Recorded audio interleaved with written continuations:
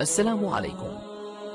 لا تنسوا الإعجاب بالفيديو والاشتراك في القناة تشجيعا لنا لنستمر بنشر المزيد إن شاء الله. إن أعجبك الفيديو لا تنسى الإعجاب والاشتراك في القناة.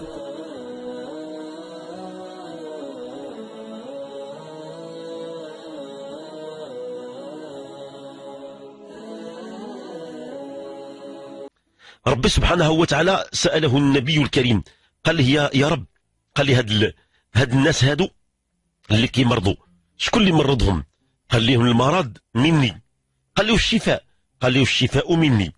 المرض من الله والشفاء من عند الله. قال لي يا رب هؤلاء الأطباء وهؤلاء المعالجين، قال لهم الله تعالى هؤلاء لم أريد أن أقطع أرزاقهم. ربي بغى يرزقهم، بغى يدير لهم المنضد ديالهم باش يعيشوا تما مستورين، دار لهم الله سبب من أسباب الرزق. وإلا فإن ما أصابك من مرض أو سقم من الله، والعلاج راه يأتي من عند الله. وربنا عز وجل يقول قل كل من عند الله، قل كل من عند الله. أي نعم الإنسان مسؤول على تصرفاته، ولكن هناك دائرة الاختيار، وهناك دائرة الإجبار، وهناك الدائرة الكبرى. كل من عند الله، كل حاجة من عند ربي سبحانه وتعالى. الله تعالى من أسمائه الشافي العافي. اللي كان مريض علمنا سيدنا النبي صلى الله عليه وسلم طريقة جميلة للعلاج، أو على الأقل لتخفيف الآلام. المكان اللي كيضرك كتوضع عليه يدك اليمنى، أو على الأقل كتوضع يدك على قلبك، على القلب. هذا اللي عنده أمراض نفسية، عنده اكتئاب، عنده قلق، عنده سحر، عنده عين، عنده تابعة، كيوضع يده على القلب ديالو. واللي عنده مرض آخر، عنده الركابية، عنده الراس الشقيقة، عنده المغص في المعدة، كيوضع يده على مكان الداء. علمنا النبي الكريم صلى الله عليه وسلم أن نقول بيقين 3 مرات الله أكبر، الله أكبر، الله أكبر. يعني ربنا أكبر من كل الأمراض والأسقام، وأكبر من كل الأسباب والمسببات.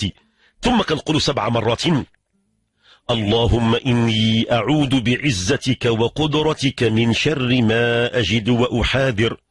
اللهم إني أعوذ بعزتك وقدرتك من شر ما أجد وأحاذر. اللهم إني أعوذ بعزتك وقدرتك من شر ما أجد وأحاذر. 7 مرات، وغتشوف البركة ديالها.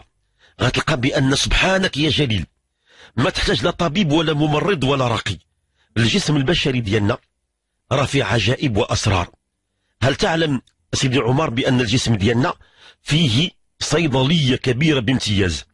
جميع المواد الطبية اللي كاينه في الصيدليات راها مركزة في الجسم البشري. راه كاين واحد المجموعة ديال المواد غريبة جدا. شوف بعض المرات كتكون شي حادثة وشي واحد كيضرب شي ضربة خطيرة وما كيحسش بها، حتى كدوز نهار يومين عاد كيحس بها. هنا الأطباء كيقول لك اش وقع لي، علاش ما قالش تألمت؟ كيقول لك ديك اللحظة تخلع، هو يطلع واحد المادة، واحد الكورتيزول، وطلعت واحد المادة في الجسم الأندريامين. هادو مجموعة مواد غريبة في الجسم كتطلع، ملي كتطلع كتمشي للمكان ديال الداء وكتعطيه التسكين. وله ما سكن بالليل والنهار، كيوقع التسكين حتى يبرد ويمشي لهذا الإحساس ويذهب الخوف، عاد كيشعر بالضربة. ما معنى ذلك؟ هذيك المادة منين جابها؟ الجسم مولد. الجسم عندنا فيه جميع أي داء عندك راه في جسمك دواؤه. عندك سرطان، عندك ألم في الضراس، عندك أي مرض جسمك فيه دواؤه. لكن هذاك الدواء منين غتجيبه؟ راه راكد، راه مخبي في شي مكان معين. راه عندنا هرمونات غريبة، كاين هرمون السعادة، هناك هرمون الرحمة، هرمون البركة، كيف الجسم ديالنا لداخل. باش كنخرجوه، باش كنولدوه، كتولدوا بواحد الطاقة مولدة. ما هي الإكثار من ذكر الله.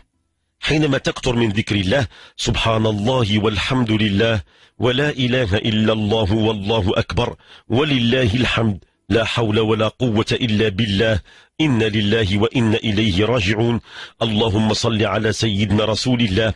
وتستمر هكذا ديك اللحظه راه انت بلا ما تشعر كتاخذ الاجر، اي نعم كتاخذ الثواب، ولكن هناك طاقه مولده لخلايا وهرمونات غريبه في الجسم دقيقه جدا قد لا ترى بالمجهر بالميكروسكوب، وهي تحتاجها. ملي كتلقى راسك بانك في وضعيه صعبه كتخرج وكتاكيك وكتحميك. لذا كتلقى بعض الناس سبحان الله العظيم كتلقى ما كيتألم، ما عنده أعصاب، ما عنده قلق، ما عنده خوف، ما عنده اهتمام بالرزق، ما عايش مزيان، عايش منعما مكرما مرتاحا، نومه راحة. إلا وضع راسو على المخدة كيحلم أحلام جميلة، كيحلم راسو راه كيتسارى في ملكوت الله، كيمشي للأماكن الطبيعة الخلابة، البراري والنخيل والوديان والسهول، ويرى أجمل مخلوقات الله، الطاووس الأسترالي ورائحة المسك والطيب. نومه راحة ويقظته بركة، فين ما كيتحرك كتلقاه مبارك مرحوم ميسر، والباب يدق عليك يتفتح. منين جاب هذا الخير كله؟ واش جابوا بالحذاقة؟ واش جابوا بالمهارة والكفاءة؟ جابوا بذكر الله تعالى. إذا واظبت على ذكر الله ويكون قلبك خالي من الكراهية لأحد من الخلق، حيد منك الكراهية. كاين بعض الناس كيذكروا الله ولكن قلبه باقي مازال باغي ينتقم وحاقد على فلان، وما كراش الفلان اللي أداه كون جا بين يديه، كون وراه الصعصعين، وراه الشمس في عز الظهر. لا لا لا لا, لا. هذا لن يستفيد، لأن قلبه باقي عامر بالكراهية وبالانتقام. من اللي بغى يستفيد خصو يخلي القلب ديالو من هذا الشيء.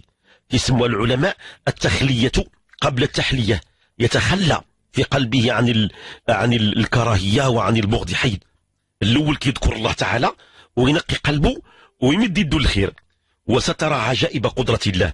هذه 3 وصايا كنقول السادة المستمعين: إذا أردتم أن تتغير حياتكم إلى الأفضل، إذا أردتم أن تغيروا منهج التفكير كله والحياة كلها تنقلب رأسنا العاقب، رزق وبركة وصحة وعافية وسعادة وابتهاج، ركز على هذه 3 أشياء.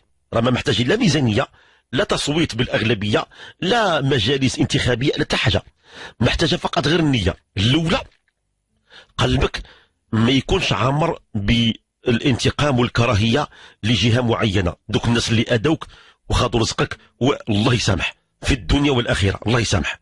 تخلي قلبك طاهر.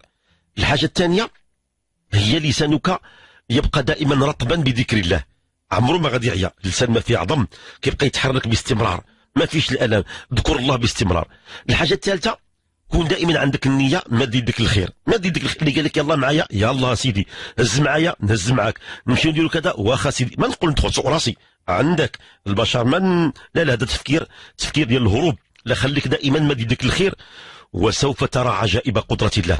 سيدي عمر الله يشافيك ويعافيك، طلبوا الله تعالى باسمه الشافي وباسمه الكافي أن يشافيك من كل داء وكل سقم، وإن شاء الله السكري يرجع إلى مقياسه العادي، ويمتعك الله بنور البصر وبنور البصيرة.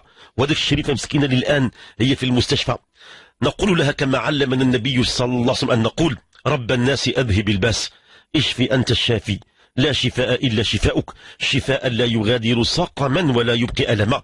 اللهم شافها بشفائك وطبها بطبك وعالج بعلاجك، آمين آمين. وعالج جميع مرضانا ومرضى المسلمين. قولوا معنا آمين آمين آمين يا ربي يا كريم. واللحظة نتحول الآن معنا مكالمات أخرى كثيرة من أقاليم مختلفة.